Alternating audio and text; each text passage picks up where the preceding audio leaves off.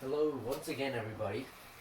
So today I decided that what would be best for us would be to go over the two formulas that we managed to get out last time and just see how we would begin to use those formulas. So if you remember, the first one was that velocity is the change in position over time, and the second one was that acceleration is the change in velocity over time. So, as you might notice, they're both really simple. The common denominator being that it's a change in a certain value divided by the amount of time. The way that you begin to use this delta sign, by the way, this means a change in. But whenever you see this sign, it just means change in. This comes up a lot in especially math and physics, really. But it'll keep coming up, so just remember that. So what we define the change in position as first off is the final position minus the initial position. And it's the same thing for the change in velocity as well. So change in velocity is defined as the final velocity minus the initial velocity.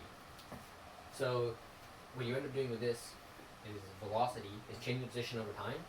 You can rewrite this as the final position minus the initial position divided by the amount of time. And same thing for acceleration over here. Acceleration is final velocity minus initial velocity over time. And these two formulas are both really simple, but they're really key because from out of these two formulas we begin to grow a lot of other formulas. And these are really, really key, especially to your basic conceptual understanding of a lot of physics that you're going to go into. So the way that a lot of these work is, you'll maybe get a problem like someone like Sam is at 4 meters away from his house, and he ends up being something like 6 meters away, and he went this distance, he traveled this distance in 2 seconds. How about it makes it easy? So if it asks you for the velocity, his average velocity, I forgot to mention right here, this only works for the average velocity. It won't give you the instantaneous velocity. That's something that we'll go over way later. That becomes a lot more difficult to find, but average velocity is pretty simple. So this gives you average velocity. Most of the time the problem will ask you for average velocity, so it shouldn't be too bad. So what you'll do is you see that he started at 4 meters away and he ended at 6 meters away. So we just plug in our values for final position minus the initial position. So our final position in this case is 6 meters and our initial position is 4 meters. So plugging this in, let's write out our formula first. It's always good to write out the formula like this just in terms of the variables right before you do the actual solving, because doing this, it makes it a lot easier that your math doesn't get all jumbled and everything. Then you go back, you realize you made a mistake, and now you can't find out what because you had 100 numbers in the entire equation.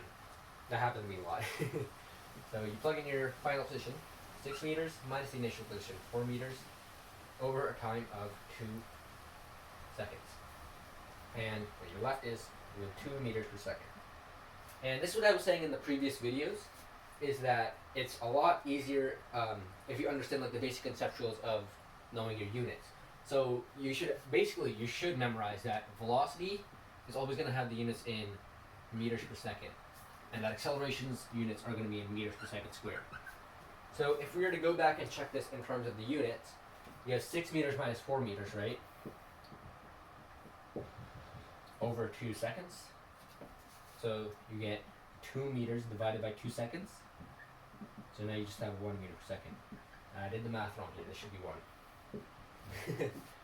But it's always good to check your units at the end. So meters per second, that matches up with, because you're being asked for the average velocity, you have to make sure that the units you get at the very end of the problem are actually in the units of velocity.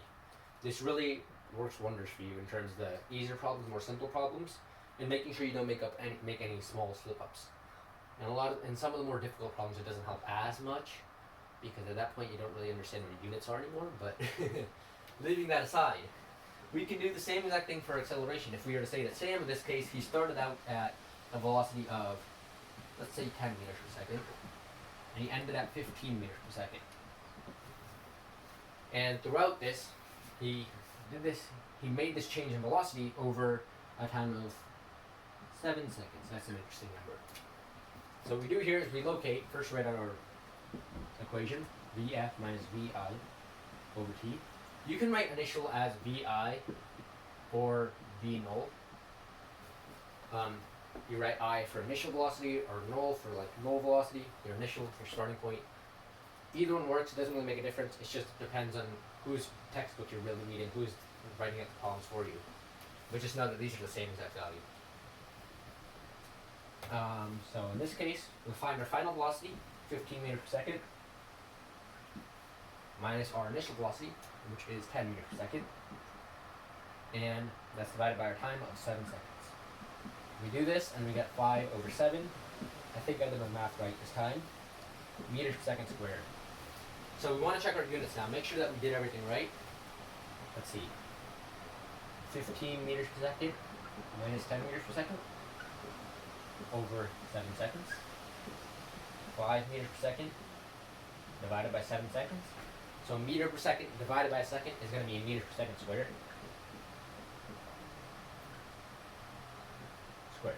So as you can see, our units at the end line up with this, right?